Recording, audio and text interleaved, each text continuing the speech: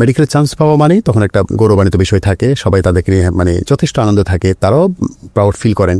এবং স্বাভাবিকভাবে medical engineering এগুলো একটু মানে এলিট অবস্থান সাবজেক্টগুলো, তারা রাষ্ট্রের প্রথম শ্রেণীর নাগরিক হয়ে ওঠে বা নিজেদেরকে সেই জায়গায় নেওয়ার চেষ্টা করে তারা।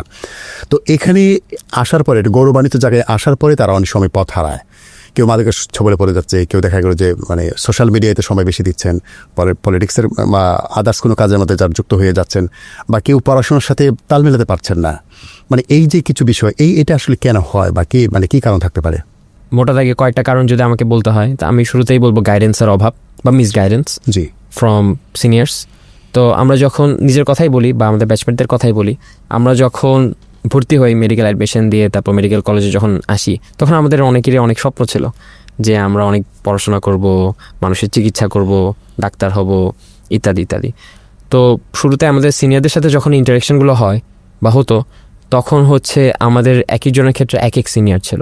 তো কিছু কিছু সিনিয়র আমাদের মোটিভেট করতেন যে medical is all about chill and chill, পড়াশোনা করার দরকার নেই। বিশেষ করে পলিটিক্যাল সিনিয়র ভাইরা বিভিন্ন মিছিলে ডাকতেন, বিভিন্ন প্রোগ্রামে ডাকতেন, মিটিংয়ে ডাকতেন এবং বলতেন এটা তো টেক্সট বই পড়ার দরকার নেই, এটা তো পরীক্ষার আগে গাইড 1 ঘন্টা পড়লেই হয়। তো এভাবে দেখা যায় যে আমরা অনেকেই পড়াশোনার থেকে হচ্ছে ডিরেলড হয়ে অন্যদিকে চলে যাই, অন্যদিকে আমাদের মনোযোগ নষ্ট হয়ে যায়। ঠিক একইভাবে যখন আপনি যে বললেন যে এলিট সাবজেক্ট, যে মেডিকেল কলেজগুলোতে বা বুয়েটগুলোতে যখন ছাত্রছাত্রীরা চান্স পায়, তখন তাদের প্রতি ওই ফ্যামিলির যে এক্সপেকটেশন সেটার ব্যাপারে আমি বললাম না, কিন্তু তারা দেখা যায় যে বিভিন্ন কাজে তারা ইনভলভ হয়ে যায়। যেমন আমাদের কিছু ফ্রেন্ড আমরা দেখেছি তারা সোশ্যাল মিডিয়া এডিক্টেড হয়ে তারা কি করতে পারে। ঠিক একইভাবে আবার টিউশন একটা ফ্যাক্টর। আচ্ছা, তো দেখা যায় যে অনেক বেশি পড়াতে ব্যস্ত হয়ে গিয়ে নিজের পড়াশোনার প্রতি ওইরকম খেয়াল রাখতে পারেন না আমাদের অনেক ভাই বোনেরা। তারপরেও যে এমন না যে সবাই যে আসলে এরকম হয়ে পড়ে, অনেকেই সব কিছু মেনটেন করে অনেক ভালো রেজাল্ট নিয়ে মেডিকেল কলেজ থেকে প্রতি বছর বের হচ্ছে। তো আরও অনেক বিষয় চ্যালেঞ্জিং ছিল, বিশেষ করে যদি রাজনীতির কথায় বলেন, রাজনীতি ইটসেলফ মানে পলিটিক্স ইটসেলফ অনেক বেশি চ্যালেঞ্জিং ছিল হলের সমস্ত শিক্ষার্থীদের জন্য। বুয়েট বলেন, ঢাকা মেডিকেল বলেন, ঢাকা ভার্সিটি বলেন, একটা আতঙ্কের মতো ছিল, আমরা সবসময় আতঙ্কে থাকতাম।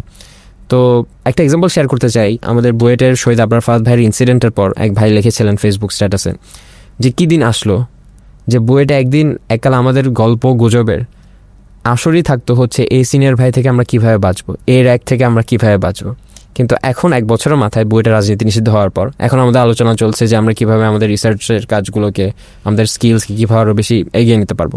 তো ঢাকা মেডিকেল কলেজের ক্ষেত্রেও অনেকটা এমনই ছিল যে একটা আতঙ্ক কাজ করতো আমাদের সকলের মধ্যে, সিনিয়র জুনিয়র সকলের মধ্যে, কবে এই ভাই ডাকেন, কবে ওই মিছিলে যেতে হয়, কবে এই রুম থেকে বের করে দেওয়া হয়।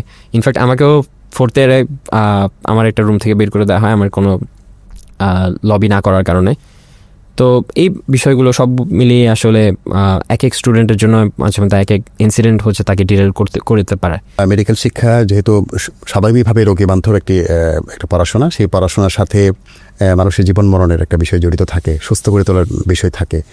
এটি আসলে কোনো বিষয় ফাঁকি দিয়ে সম্ভব না। তো সেখানে নিরবচ্ছিন্নভাবে যেন পড়াশোনার পরিবেশটা থাকে, এটা যেন কর্তৃপক্ষ এর ব্যাপারে উদ্যোগী হবে, আমরা সেটা বিশ্বাস করি।